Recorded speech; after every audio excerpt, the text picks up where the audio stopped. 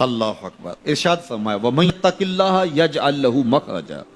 جو اللہ تعالیٰ سے ڈرنا سیکھ جاتا ہے، اللہ تعالیٰ کے احکام کو بجا لانے کی کوشش میں لگ جاتا ہے، یجعل لہ مخرجا، اللہ اس کو مشکلوں سے، مصائب سے، آلام سے، تکلیفوں سے نکلنے کے راستے نصیب کر دیتا ہے. زندگی مشکلات کا نام ہے، زندگی کوئی آسان نہیں.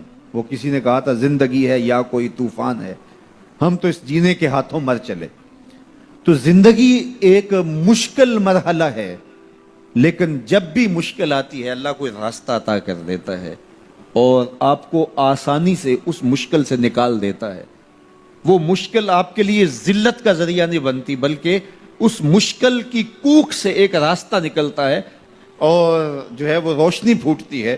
تو یہ ہے اللہ کی طرف سے تمہارے لیے ایک مخرج، اللہ تمہارے لیے ایک راستہ نکالتا ہے. تو یہ اس کا مقصوم ہے جو اللہ سے ڈرنے والا ہوتا ہے. وَيَرْزُقْهُ مِنْ حَيْثُ لَا يَحْتَسِبُ، اور اللہ اسے وہاں سے رزق دیتا ہے جہاں سے اسے گمان بھی نہیں ہوتا. اس کے لیے غیبی دروازے رزق کے کھول دیتا ہے. اس کی ضروریات اللہ اپنے کرم سے پوری کرتا ہے. اللہ سے ڈرنا سیکھ جاؤ، مشکلات آسان ہو جائیں گی، تکلیفیں آسان ہو جائیں گی، مشکلات سے نکلنے کے راستے کھلنا شروع ہو جائیں گے، آلام و مصائب کے پہاڑ راستے سے ہٹنا شروع ہو جائیں گے.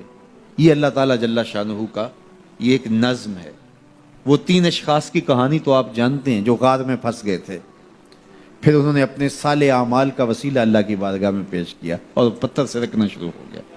تو اللہ فرماتا ہے کہ میں راستے نکال دیتا ہوں اور وہاں سے رزق دیتا ہوں جہاں سے اسے گمان بھی نہیں ہوتا. وَمَن يَتَوَکَّلْ عَلَى اللَّهِ فَهُوَ حَسْبُهُ، اور جو اللہ پر بھروسہ کر لیتا ہے اللہ اس کے لیے کافی ہو جاتا ہے.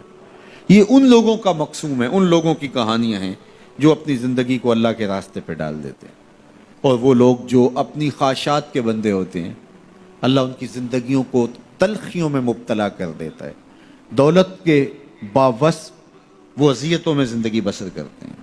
ارشاد فرمایا وَمَنْ عَرَضَ عَنْ ذِکْرِی، جو میرے ذکر سے اعراض کرے، میری یاد سے منہ پھیر لے، میرے بتائے ہوئے احکام پر عمل کرنے کی بجائے ان سے روگردانی کرنے کا مزاج پیدا کر لے، فَإِنَّ لَهُ مَعِیشَةً ضَنْکَ، ہم اس کی معیشت تنگ کر دیتے ہیں. جب آپ کے لیے مشکلیں پیدا ہوں، مصائب پیدا ہوں، تو اس وقت ہم دیکھیں کہ ہم سے اللہ کی کوئی نافرمانی تو نہیں ہو گئی.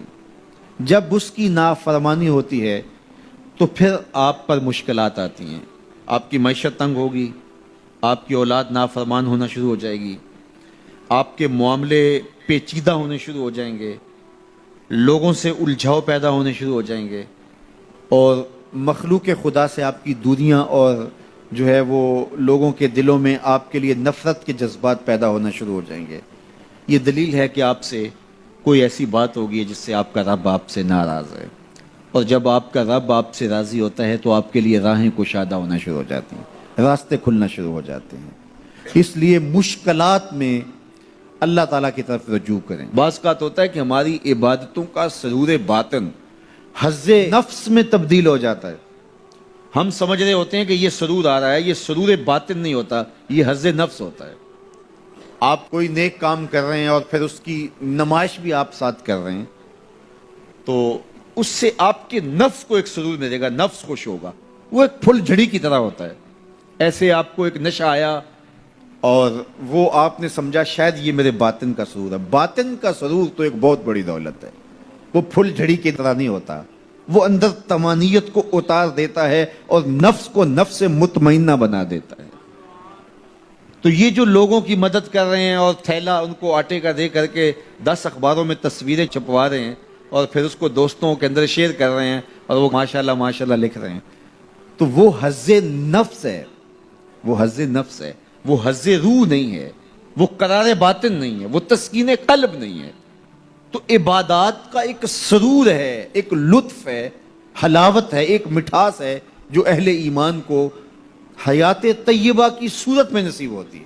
تو جب عبادت کا روحانی لطف آنا شروع ہو جائے، جب ان کا سرور باطن نصیب ہونا شروع ہو جائے، تو پھر سمجھ لینا کہ اللہ ہماری عبادتوں کو قبول کر رہا ہے اور ایک مطمئن اور پاکیزہ زندگی ہے.